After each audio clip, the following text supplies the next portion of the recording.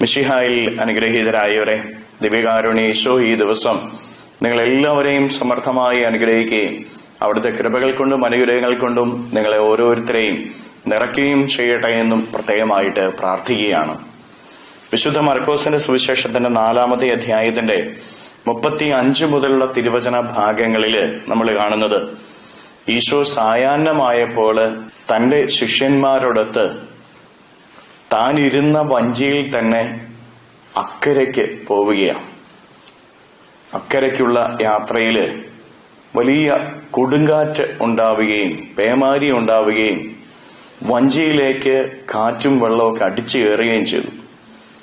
ഈശോ ആ വള്ളത്തിന്റെ അമരത്ത് തലവെച്ച് ശാന്തമായി ഉറങ്ങുകയായിരുന്നു.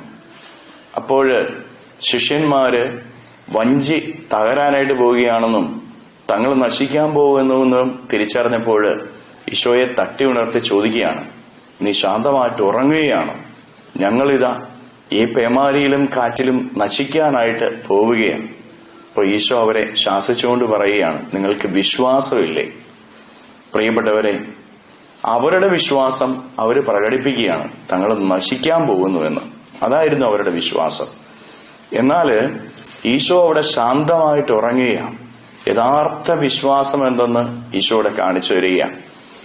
ഏതു പ്രതിസന്ധിക്ക് നടുവിലും ശാന്തതയോടെ ഇരിക്കുന്ന ഒരു മനോഭാവമാണ് പ്രിയപ്പെട്ടവരെ വിശ്വാസം എന്ന് പറയുന്നത്. കാരണം തങ്ങളുടെ ജീവിതത്തിന്റെ അരികില് കർത്താവീശോ മിശിഹ ഉണ്ടായിരുന്നിട്ടും ശിഷ്യന്മാർക്ക് ശാന്തമായിട്ടിരിക്കാനായിട്ട് അവൻ സർവശക്തനാണെന്നും അവൻ ഈ പ്രതിസന്ധിയിൽ നിന്ന് തങ്ങൾക്കൊരു വിടുതൽ നൽകുമെന്നും തങ്ങളെ രക്ഷിക്കുമെന്നും അവര് വിശ്വസിച്ചില്ല. പകരം തങ്ങൾ നശിക്കാൻ പോകുന്നു എന്നാണ് അവര് വിശ്വസിച്ചത്. നമ്മുടെ ജീവിതത്തിലും പലപ്പോഴും സംഭവിക്കുന്നത് ഇതാണ്.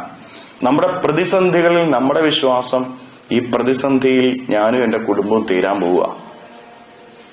നമ്മുടെ രോഗത്തിൽ നമ്മുടെ വിശ്വാസം, ഈ രോഗത്തിൽ ഞാൻ തീരാൻ പോവുക. പരീക്ഷയിലും ഇന്റർവ്യൂയിലും നമ്മൾ വിശ്വസിക്കുന്നത് ഞാൻ ജയിക്കൂ ഇല്ലയോ. ഇങ്ങനെ ജീവിതത്തിന്റെ ഓരോ പ്രതിസന്ധികളും ഉണ്ടാകുമ്പോൾ നമ്മുടെയൊക്കെ വിശ്വാസവും നമ്മുടെ ചിന്തയും ഇതിൽ ഞാൻ തീരുന്നു, ഇതോടുകൂടി ഞാനില്ല, ഇങ്ങനെയുള്ള ചിന്തകളും വിശ്വാസമാണ്. പ്രിയപ്പെട്ടവരെ, അത് മാറണം. അത് മാറിയിട്ട് എന്റെ കർത്താവ് സർവശക്തനാണെന്നും ആ കർത്താവിന്റെ ജീവിതത്തെ കാണുമെന്നും കർത്താവിന്റെ ജീവിതത്തെ തൊടുമെന്നും രക്ഷിക്കുമെന്നും ശാന്തമായിട്ട് വിശ്വസിക്കുവാനായിട്ട് നമുക്ക് ഓരോരുത്തർക്കും സാധിക്കണം. ഏത് പ്രതിസന്ധിയിലും ശാന്തതയോടെ ഇരിക്കുന്ന ഒരു മനോഭാവം നമുക്കുണ്ട് എങ്കിൽ ദൈവം നമ്മുടെ ജീവിതത്തെ രക്ഷിക്കുമെന്നാണ് ഈ ഒരു തിരുവചന ഭാഗം പഠിപ്പിക്കുന്നത്. ഈശോയെ നമ്മുടെ ജീവിതത്തിൽ നിർത്തുക, ഈശോ കൂടെയുണ്ടെന്ന് ഉറച്ചു വിശ്വസിക്കുക, ആ ഈശോ രക്ഷിക്കുമെന്ന് വിശ്വസിക്കുക.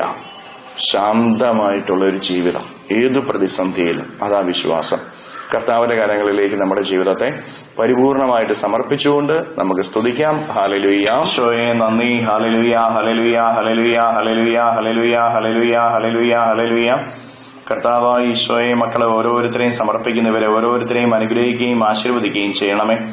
ഇവരുടെ ജീവിതങ്ങളിലേക്ക്, ഇവരുടെ വഴികളിലേക്ക് അങ്ങ് ഇറങ്ങിച്ചെന്ന് ഇവരെ സഹായിക്കണമേ, സംരക്ഷിക്കണമേ. ഇവരുടെ ജീവിതത്തിൽ നിന്ന്, ജീവിതത്തിന്റെ വഴികളിൽ നിന്ന് സർവ്വ തിന്മകളും ബന്ധനങ്ങളും കെട്ടുകളും പിശാചിന്റെ ഉപദ്രവങ്ങളും നാരകീയ ശക്തിയുള്ള പ്രവർത്തനങ്ങളും നിർവീര്യമായി തീരട്ടെ എന്ന് കൽപ്പിക്കുന്നു. അന്ധകാര ശക്തികൾ വിട്ടുപോകട്ടെ എന്ന് കൽപ്പിക്കുന്നു. ദുരാത്മശക്തികൾ മാറിപ്പോകട്ടെ എന്ന് കൽപ്പിക്കുന്നു. Hallelujah, hallelujah, hallelujah, hallelujah, hallelujah. നിത്യം പിതാവും പുത്രനും പരിശുദ്ധാത്മാവുമായ സർവേശ്വര എന്നേക്കും ആമേൻ.